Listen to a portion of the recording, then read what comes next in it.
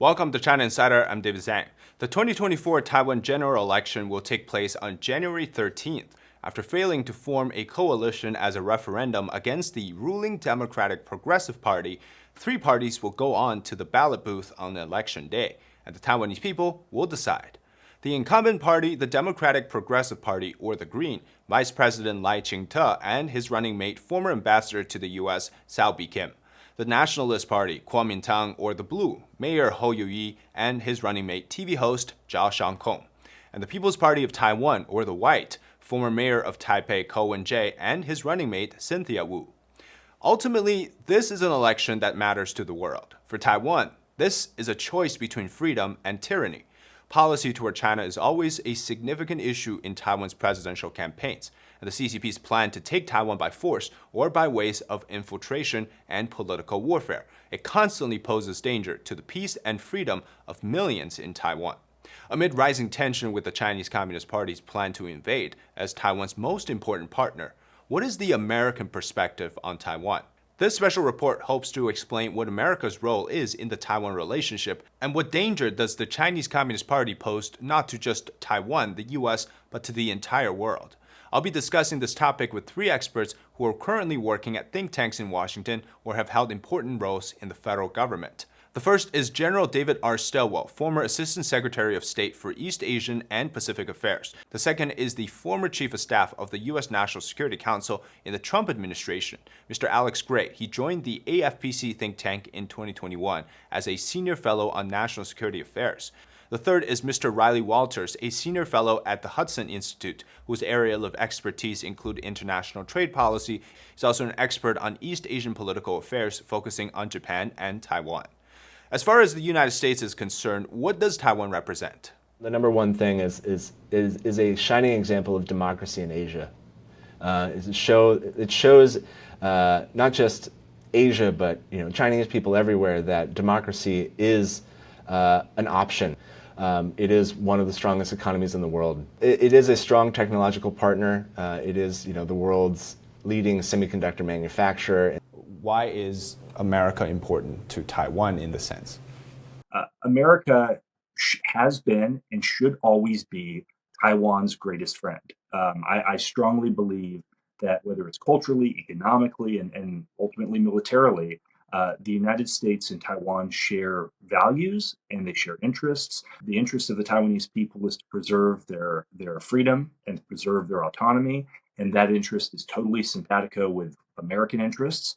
And so I think that there is an absolute necessity for us to strengthen ties across all areas of society and all areas to strengthen ties between between Taiwan and the United States. In addition to the values and the shared values of democracy and freedom and self-expression and pluralism, from a pure strategic interest standpoint, if Taiwan were to be occupied by the CCP, it would provide a platform for them to project power well into the South China Sea, and I would argue into the Western Pacific. It would put the Philippines, it would put Japan, treaty allies of the United States, at a tremendous disadvantage strategically and operationally. It would threaten U.S. territories like Guam. It would put Palau, which has a compact of free association with the United States, in a position to be coerced. There would be ripple effects throughout Southeast Asia. From an alliance management standpoint, I think it would cause numerous actors in the region and globally to question American commitment and American capability, and we would see a bandwagoning a bandwagoning effect towards the CCP. So I think in order to maintain that strategic balance in Asia that we've maintained since 1945, I think Taiwan has to preserve its status, and that's a fundamental American interest as we think about what the global order looks like. The CCP clearly wants to destroy Taiwan's values and systems, which contrasts with the totalitarian leadership in Beijing. Do you think the people in Taiwan really understand the danger that's being posed by China right now? I don't know. I mean, I was there in August. It was interesting. We got basically feedback, and we asked the same question: will Taiwan resist or will Taiwan just acquiesce? And we got two very different answers. One saying the younger generation understands and will fight to defend, and the others saying I've heard slogans out of Taiwan, it's not worth dying over, it's not worth bleeding and dying over. In 2018, the election went one way. In 2020, it went completely opposite direction. I have confidence. This is the beauty of democracy. People are allowed to share information, and even tainted information will sift out. It will shake out, and eventually something close to the truth will pan out. Since 2012, Communist leader Xi Jinping has made extensive plans to mobilize the military to prepare for a Taiwan invasion scenario. At the same time, it's also increasing the rhetorics around changing Taiwan's status quo. Xi Jinping is, I think, making a decision that's slowly evolving that it is in the CCP's interests to have a more assertive and aggressive national security foreign policy tempo, because they have tremendous legitimacy issues that are coming to the forefront every day in China. And the best way to divert attention from those issues is to have a increasingly assertive global posture. And my prediction, David, is we're going to see more of that and not less in the coming months and years. You do see Xi Jinping, as President Biden said, as becoming a dictator. And so there's definitely a lot of concerns there about different levels. One, whether the right information is even getting back to him, whether he's able to, consider all the options, or is it really just, is he surrounding himself with yes men at this point, where, his decision making becomes just not as comprehensive as it really should be. I do believe that the PRC is changing. It's blaming others for its change, but really, I think really a lot of the change is coming from within. The plan, dual methods, using kinetic forces or using all means necessary. When the PRC says war, they're talking about economic warfare primarily. They're talking about information warfare for sure, and any number of other tools that they have. Why would you invade and destroy most of Taiwan when, given an election or with certain economic tools, you get people to vote the wrong way and it peacefully falls into your lap? That's really the more elegant solution than invading and blowing things up. What is manifested following the 2016 presidential election, at least when it comes to Taiwan, is an increasing drive to improve the U.S.-Taiwan relationship. It started in the Trump administration and in many aspects has continued or upgraded in the Biden administration. The U.S.-Taiwan relations represent the direction of the world order, international security, free trade, scientific and technological development, among other aspects. Is the United States right now, because I know Biden has said it multiple times that they will defend Taiwan, but is the U.S. ready to do that for Taiwan, to be involved in a conflict? It's a couple things. We have the Taiwan Relations Act, which makes very clear our obligation to ensure Taiwan has certain self-defense capabilities.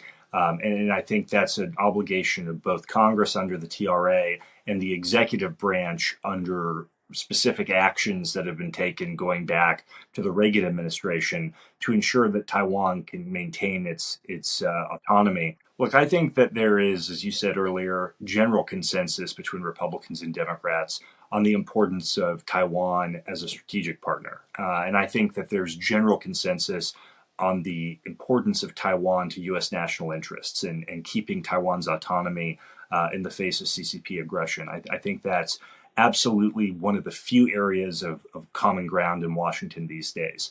Every American president is confronted with a stark choice as we look at the PRC's aggression growing and the rhetoric becoming more bellicose. And ultimately, that question is, as you look at the policy of strategic ambiguity, and President Biden has moved away from that policy in multiple statements affirming his intention to come to Taiwan's aid militarily if it came to that. But every president's confronted with, regardless of how they approach the question of strategic ambiguity, in the event of a crisis, would they order the United States military to intervene? I think, the real question for me is, does the United States have the deterrence capability and the warfighting capability to step in and to help Taiwan in that event, regardless of what decision the president may or may not make? I believe so, and the reason is this: it could be the Taiwan Relations Act. You could count any number of things, but look at Ukraine. The U.S. hates a bully, Period. Dot. That's it. We hate bullies, and it's sort of a knee-jerk reaction. It's a visceral thing. If we see a bigger country, because Ukraine, the whole point of Ukraine was being called into question prior to the invasion in 2022. Ukraine had its own problems. It definitely had corruption issues and all that stuff. But as soon as the Russians crossed that border, we go, okay, forget all that. We cannot allow this makes right behavior. I firmly believe the U.S. government will take the same, and U.S. people, American people will take that same approach to go, however we feel about either this aggressive, offensive activity does not work in the modern world. We can resolve these things through dialogue without coercion and use of force as we agreed to with the PRC and the three communiques. So, yeah, absolutely. The American people will there are many, many examples. Iraq in 1990, 91. George Bush was supposed to say, he was supposed to take a neutral position on that, but, at the end of that speech, he ad-libbed, "This will not stand." And he said it 3 times. And everybody in the Pentagon went back to work and goes, I guess we're going to do something about this. I mean, look at the record. Where there's bullying like this, the American people get their blood up and they will go do it. And when you look at the constant flyovers that China has been doing around the Taiwan Strait and around Taiwan's air defense identification zone, and then you look at also what China's been doing recently in the South China Sea against the Philippines and so on, do you see this as more of an overall increase in aggression from China, or is just simply one of the tactics very much just to destroy the confidence of people in Taiwan? Where do you see, or do you see it's a combination? What's your take? I think it's a combination. I think that the salami slicing, as we called it, 10, 15 years ago, I think that those tactics remain a very, very much a part of the CCP playbook. But look, I would also say that it's not just a question of the tactics. I think you have to look at the tempo, and the tempo is rapidly increasing. We're seeing more and more aggressive actions, constantly passing the median line in the Taiwan Strait, which was taboo a year ago. And now it's happening on a regular basis. Looking at the growing number of incursions into the ADIZ by Chinese fighter and bomber aircraft. Looking at the fact that during Nancy Pelosi's visit to Taiwan, the PLAN encircled almost the entire island, something that had not happened in living memory. The daily incursions around Taiwan, too, I understand that these are becoming a drag almost on the military preparedness of the Taiwanese military. It's every day if you have to fly a sortie to sort of intercept whatever's going on out there. It's that's fuel, that's operations management. It's a lot going on, and of course the Chinese don't really care. The Chinese are going to continue to do this because they have a multifaceted desire to continue these operations around Taiwan. The Taiwanese people are not necessarily threatened by the PLA. But it does allow them also to begin to integrate new systems into their operations as they continue to plan and prepare for, an invasion if it were to ever come to that. In particular, for example, we see much more integration of drones, for example. Those drones are being flown around Taiwan to show that they are able to circumvent the island. It's a continued progression in sort of their military capabilities, which I don't know if Taiwan or really the United States is necessarily preparing for. What's interesting is that because we're seeing the increase in the number of flyovers around Taiwan, you're seeing a bunch of aggressive maneuvers around the South China Sea. To many people, at least to regular people, it may seem like they're preparing for something with the military. So is this part of this long-term fear-driving aspect of the PRC, or is that like just because they need to respond to it in terms of the manner that's being presented, that they have to look strong and to look like they have the ability? It's like a projection. What do you think that's the case? Yes to all. For one thing, it gives them more confidence working in the Taiwan Strait. It gives them more confidence flying around the island they can actually do that. I'm waiting for one of them to run out of fuel and divert into Kaohsiung or something like that. That would be awesome. You know, whoops. I'm pretty sure they would bail out first. But that's part of it is this military messaging. But I think also it's trying to assure Xi Jinping they can actually do what they say they can do. And look, it backfires most of the time. Look what they've done with Korea in the Yellow Sea. They have multiple times flown almost into Korean sovereign airspace, disrupting all. I mean, completely unnecessary, annoying the Koreans when they do this. And they do the same thing with Japan.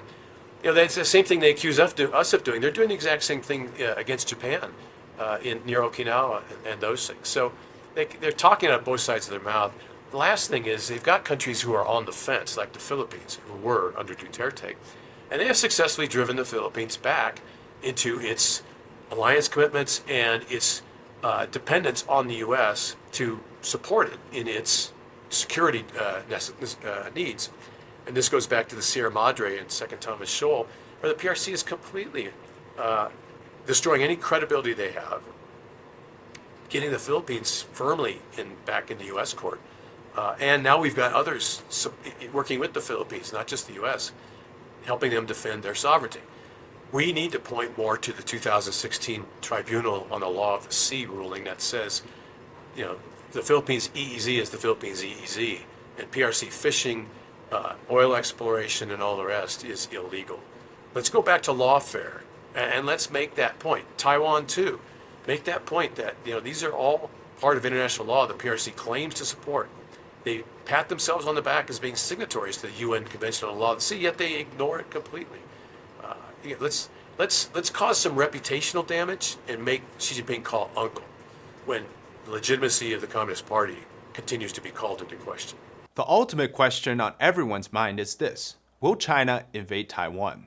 So recently, Taiwan's President Tsai Ing-wen said that China right now, not original quote, but to paraphrase, that it's not in a position due to internal struggles with the economy, with its public and so on, that it cannot invade at this moment. But does that mean to you that it won't invade perhaps down the line, or that China is giving up on the idea of invading with military force? Well, I have tremendous respect for President Tsai, but I would say on this question, I think we need to look at history and we need to look at kind of how the Chinese Communist Party makes decisions and how Xi Jinping has positioned himself in the CCP power structure. Right now, you know, the Chinese Communist Party is facing a real crisis of legitimacy over the short and medium term. They have made their existence and their legitimacy about economic growth. And as economic growth goes to nearly zero in the coming years, as youth unemployment has exploded to the extent that they've stopped calculating and releasing the statistics, I think I have real concerns that we're looking actually counter to President Tsai's comments at a very real period of danger caused by CCP malfeasance in government, their inability to manage the economy effectively, and in just overall economic challenges. I actually think this may be a more dangerous period than anything we've seen in recent times. So my opinion is, people disagree with me, and I'm not suggesting that we just back off and not do anything. I say we should build up a military deterrent like nobody's business in the Pacific, just to make sure that Xi Jinping doesn't consider the military tool. We have to deter, but that's not the way I think he wants to go. The option to use force in reunification has never changed. They've always upheld that they could use force, though that is not necessarily their preference. I'm in the camp that I believe that what President Tsai has said and what the U.S. Department of Defense has said in the past, and that there is no immediate threat to Taiwan. That means, take it what you will, 6 months, a year, and no immediate threat. 2027 is still a far way away.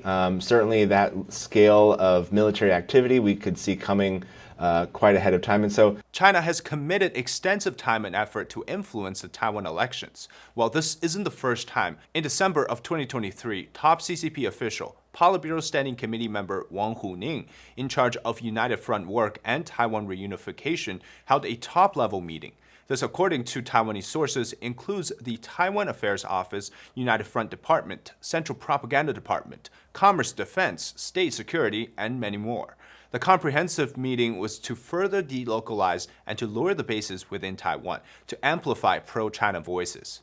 They learned their lesson in '96 that if you threaten Taiwan and overtly scare Taiwan, you're going to get the other result. So it shows the Communist Party can learn. So they've gone a different route this time. You've seen that at least some reduction in threatening activity and the increase in meddling inside Taiwan's information space has obviously increased. So what we see here is them trying to walk away from the damage they took in 2020 with absorbing Hong Kong and what that did to the election of 2020. And they're trying a new tack, a kinder, gentler, fuzzier panda tack. And I'm afraid it might work because where elections and information security and information warfare goes, people can be very susceptible. They could be manipulated in the information space, especially if you don't see a clear Chinese Communist Party hand in information. So there's danger there. Continue to step up these cognitive and disinformation campaigns against the Taiwanese people. Of course, it's not new. We experience this every election, but it is becoming, I think, they're getting much better at it. Let's just say that. And so we're seeing a lot more efforts to not just, I think, sow distrust between the United States and Taiwan, but even within Taiwanese society, because at the end of the day, the PRC just wants to completely assimilate and reunify with Taiwan, preferably not to even have one, right? It will be under the PRC. And so they're going to do whatever they can, and they're going to continue. And it's not just in the information campaign space, I should say. It is in the military space. It is in the economic space, that they will continue to sort of threaten or sow distrust or whatever they can to convince the Taiwanese people that the PRC is the future. Taiwan's choice is the most important indicator to America. Whether it doesn't matter what party wins, someone in that government, whatever it is going to have to reflect on what happens if the message coming out of Taipei goes a certain way. And if it goes that way, it would be very difficult for us to continue, or at least to be as open in sharing weapons sales and all those things. Pakistan's a good example in this case, by the way. In 2010-11, when I was at the headquarters Air Force, the decision was made to sell our best Block 52 F-16s to Pakistan. Partly because somebody imagined they might be a security partner, but partly as part of a relationship builder to demonstrate confidence and trust. I can't say definitively if it happened, but I can tell you from things I saw at the Zhuhai Air Show, etc., a lot of that super sensitive capability information went straight to PRC. So if I can't depend on an arms partner to secure those weapons and to secure those tactics and secrets, I would be foolish to continue selling those. So again, there's hopefully for the people that might be thinking about going a certain way, that they'll reflect on the larger global examples and ask themselves if that's really how they want to go. What does this mean for the incoming president of Taiwan and their party? Will this change America's policy on Taiwan? Well, I like to think that the United States and Taiwan can continue to maintain a robust relationship like we've seen these past several years. I understand that, there is a big difference in opinion in dealing with the PRC when it comes to this election, which of course makes, I think, the future of U.S.-Taiwan relations a little bit more questionable. I'm not saying that we're going to abandon it, but of course there's going to be, I think, some movement in the margins. There's definitely going to, if we see a DPP win, I think we can definitely expect to see a lot of the same efforts we've seen these past 7 years. If the KMT wins, I definitely expect to see more of a relationship at arm's length. So maybe not so many congressional visits to Taipei, and certainly a lot more dialogue between Taipei and Beijing. So, I like to think, though, that even with whoever wins, I think we can still maintain at least some level of relationship. Obviously, we are important partners, the U.S. and Taiwan, and I think we can maintain that for quite some time. Their leaders understand that gravity, And that will lead to decisions about what sorts of weapons to buy, how to position themselves on the world stage, what sort of doctrine and tactics are needed to effectively deter and, if necessary, win a war against the CCP. And I also hope that by making those decisions, the Taiwanese people and their leaders will show Americans of all political persuasions that we have an obligation, that the Taiwanese people are serious about their self defense, and that the Americans have an obligation to come to their aid and to provide, both in peacetime and in wartime, the capabilities that Taiwan needs to secure its freedom. So I think this is synergistic.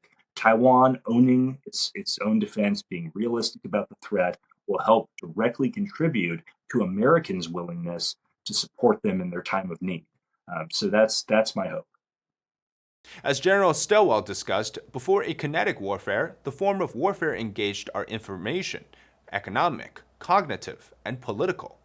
Karagashanik, the author of Political Warfare, writes, quote, "Ultimately, Beijing seeks to destabilize Taiwan's leadership, demoralize its populace, and destroy its sovereign status to the point that Taiwan either willingly joins the PRC or becomes so internally weak that it cannot defend itself against military assault." One of the steps includes, quote, "The influence of the United States in the region becomes seriously, if not fatally, compromised." Another, quote, "Taiwan's democratic system of government, which presents an existential challenge to CCP political authority, is discredited and effectively destroyed." And more, quote, "The PRC achieves unchallenged political, military, economic, diplomatic, and cultural dominance, initially throughout the region and ultimately globally." Because one of the point in which the PRC uses the Taiwanese people are pawns of the United States to achieve a so-called greater geopolitical objective in the region. Should the people in Taiwan be worried that somehow, whether whoever's in power is going to get a different approach from the United States when it comes to the general relationship? That narrative, I always find it very offensive. Beijing doesn't use that narrative just with Taipei. They use it with Tokyo. They use it with Seoul. They use it in Manila. They use it all throughout Asia with countries that have a partnership with the United States. And what it does is it completely ignores the agency that these countries have and decision making that they have for themselves. And so, I don't think necessarily that the people of Taipei should be worried about the future of the U.S.-Taiwan relationship, even if there is a party change. Again, the U.S. position has not changed, and it will not change whoever comes in. And the interesting thing is there's a talk right now, and this is, I've noticed it in the academic world here in the United States, is this idea of maybe Taiwan should be one that's changing its manners or attitude towards whether that's the Taiwan independence or towards the current status quo, which is that rather than China backing off, it should be Taiwan that's reforming its current idea so that it stops drawing, you stop drawing the aggression from China. It seems to pin the blame more on Taiwan than the PRC. What's your view on that? Well, look, we have that in the U.S. today. I mean, things that are clearly not our problem. We have, I'm going to use the word self-hating people who are looking for utopia.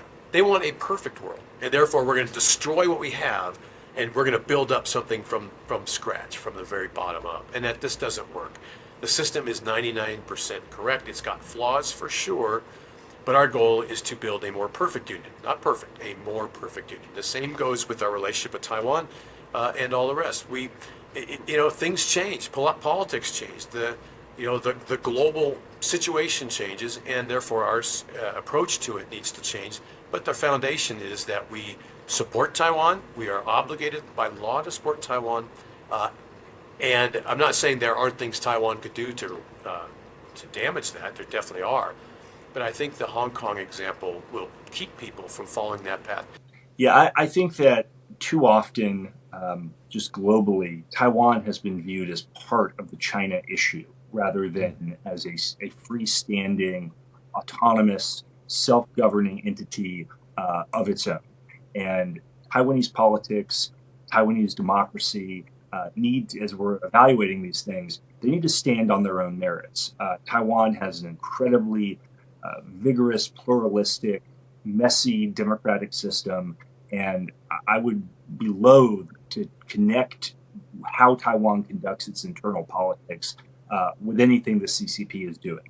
The CCP is targeting Taiwan's democracy because it proves that a ethnic Chinese autonomous region can operate as a functioning democracy. It puts a lie to a lot of the CCP's propaganda.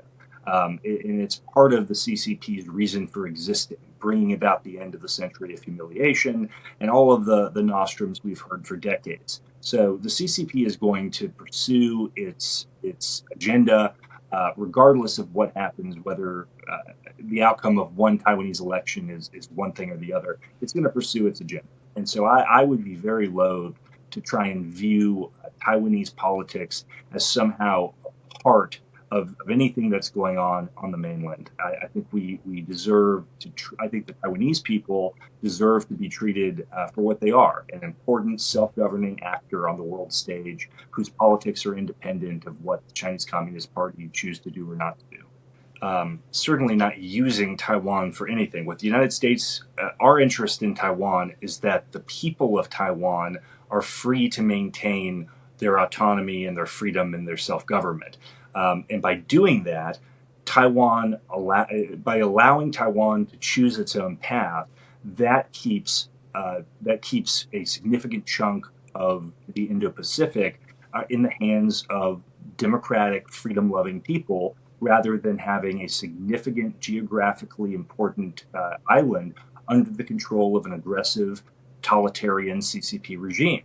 And so, from my perspective, David, this is not about America using Taiwan. This is about America and the world benefiting from Taiwan's freedom, because the contrast with that, the alternative to Taiwan maintaining its current freedom, is a totalitarian CCP regime spreading its tentacles like they did in Hong Kong, like they've done in Xinjiang, like they've done in Tibet, onto one more part of the world. And I think most freedom-loving people across the globe understand what happens when the Chinese Communist Party takes control. It's bad for human freedom. It's bad strategically, and it's something that all of us in the free world should want to resist. Not too far southwest of Taiwan, 450 miles, is a city that was once vibrant and free. Now it serves as an example to Taiwan what the CCP infiltration, ideological damage has done to the city of Hong Kong. Is today's Hong Kong tomorrow's Taiwan? I don't think anybody in Hong Kong wanted to import the Chinese Communist Party system into Hong Kong. Those on the pro-establishment side, from what I could tell with my conversations, simply wanted to prevent the PRC from taking more than they wanted by, in their own view, forcing the PRC to inflict more communism on Hong Kong. So they thought by giving just a little bit, if I just give China, PRC just a little bit, they'll back off. Well, I hope our Taiwan friends were paying attention, because they won't. They're voracious. You give them a little, they're going to take everything. You cannot give, you have to stand for. And I'm also encouraged by the Hong Kong example, because it has gone so badly. Every day, every week, there's a new story in Hong Kong saying, we were told one thing, but the PRC reneged on that deal. And that advises the people of Hong Kong. And Taiwan, also part of this one country, two systems false promise, empty promise. I hope the Taiwan people are studying the Hong Kong example very closely. I think this is actually a prime example of why the PRC cannot be trusted. Even if there were some significant change, and there would have to be a significant change, because the structure of the Hong Kong-China relationship and cross-strait relations, the Taiwanese government is completely different in its structure than the Hong Kong authorities. And so there's, I think, a lot more structure built in. Obviously, there's the ROC has its constitution, it has its various branches of government and judicial system and things that are independent of the PRC, while within Hong Kong things were a bit different. And so a lot of things would have to change. But even if a lot of those things were to change and Taiwan were to reach somehow a level of relationship as Hong Kong was with the PRC, again, it just goes to show that the PRC is not to be trusted in maintaining whatever agreement they agree to. It's not reliable. It's not hard to picture that fundamentally, Taiwanese people have the freedom to choose, to vote, to decide. If that fundamental right is taken away, the choice to choose will cease to exist. And the alternative to that is a totalitarian system. Well, I think that people in Taiwan need to be realistic. I think people in Taiwan need to be realistic about the threat. They need to be realistic that Xi Jinping is utterly determined in his tenure as General Secretary of the CCP to unify Taiwan with the mainland. And I think that Taiwanese people need to have a clear-eyed view of that threat. Just like the Ukrainians between 2014 and 2022, I think had a very clear-eyed view of the threat from Russia. I think, and that led to them making some very responsible decisions that helped prepare them in the interim to ultimately resist the Russian invasion when it happened. I think that type of mental and emotional preparation helps lead to making the right procurement decisions, the right strategy decisions, the right alliance decisions. And so my hope is the Taiwanese people understand the gravity of the threat. We are committed by law to certain things, to provide articles of military nature to help Taiwan defend itself.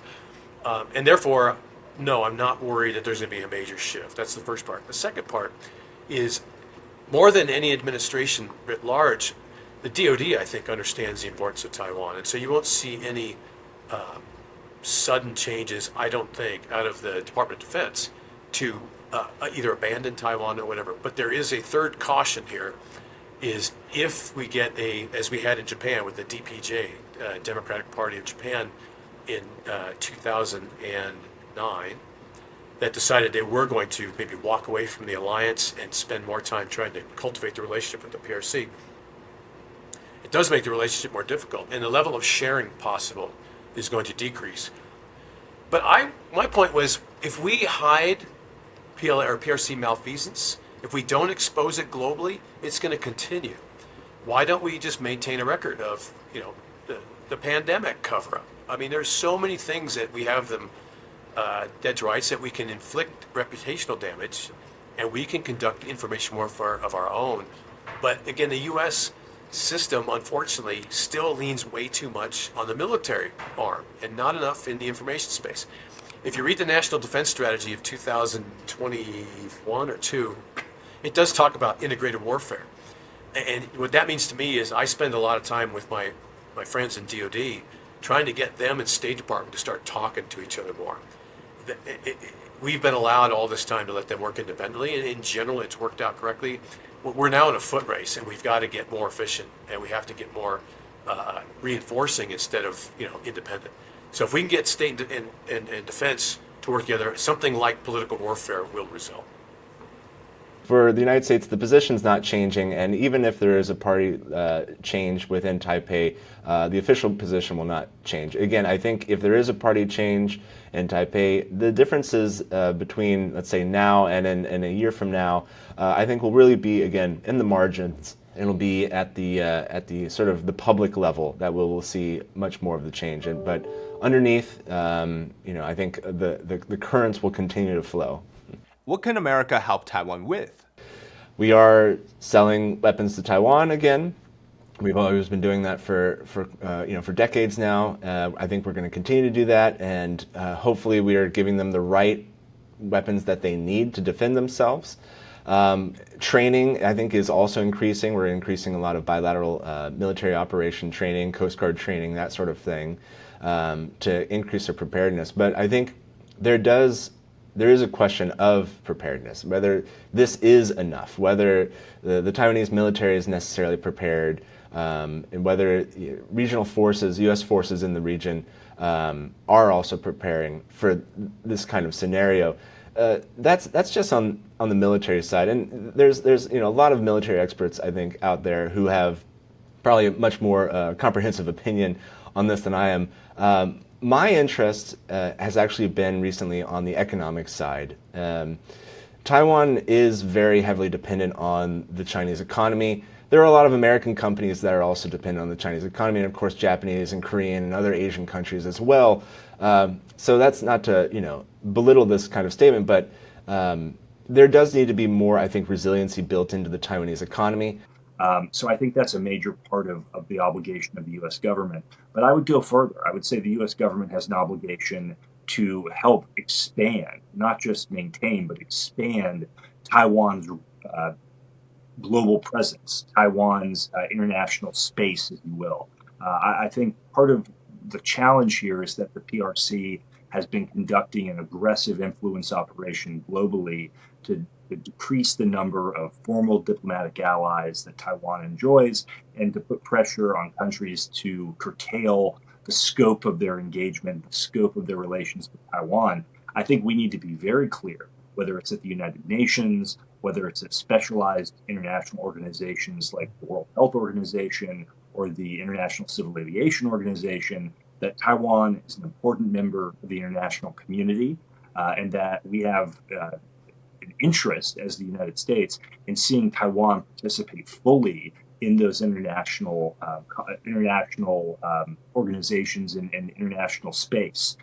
So I think the U.S. government can be very proactive in showing our friends and allies that we want to see Taiwan play that global role. How do we stop China? We'll continue some of the things that President Trump and Secretary Pompeo and my old boss, Ambassador Robert O'Brien, undertook to try and strengthen Taiwan's international standing on the international stage, advocating for more, not just observer status, but member status in international organizations, pushing back hard when China flipped diplomatic recognition. These are all policies that I think there's broad bipartisan support for, and I'm hopeful that the next president will be able to push them even more aggressively as a way of deterring China and strengthening Taiwan's role on the international stage. Or, as I am fond of saying, weakness breeds aggression. So for every bad move, for every provocative activity, we have to react. And we have to react with strength. If people say, oh, you're just now escalating. No, you're not. Actually, you're telling them that we are going to respond and you should probably de-escalate. That is, anybody who's observed how the PRC operates, it's exactly, they do not respond well to kindness. If you give a little, they'll take a lot. The more you respond to provocation, the more they'll respect you. I mean, I like to think, you tell me, but I like to think that we accomplished that during my time in the Trump administration. Instead of responding with weakness, we closed the Houston consulate and said, you're not going to get away with stealing our vaccine data. You're not going to get away with your, quote, diplomats manipulating our internal domestic politics, and we're going to shut that down. And guess what? They stopped doing it. You have to respond with strength. It doesn't increase the probability of war, it decreases it. We have to learn that lesson. Is that a good approach for Taiwan as well when it comes to dealing with the CCP? I think so. Hong Kong tried the kind approach, right? They tried the let's give them a little, let's negotiate, let's be reasonable approach, and what they get for it. I do think now Taiwan, along with its partners, I mean, Japan has come on strong, the U.S. has come on strong. You've got lots and lots of Philippines. You got lots and lots of people in the region like going, look, and here's the thing, whether you care about Taiwan's sovereignty or not, what you do care about is the disruption that conflict will cause. What it's going to do to the global economy, what's going to do to the regional economy, shipping.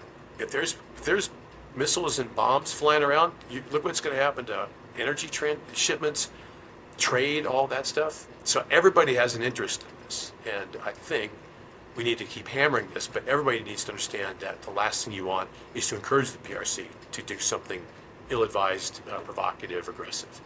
Weakness breeds aggression. Let's show strength as a group and just tell the PRC not today. You've waited this long, you can wait one more day. Thank you so much for watching this special report on Taiwan. If you enjoyed the content, leave a like, comment below your thoughts, and subscribe to our channel today. Until next time, bye-bye.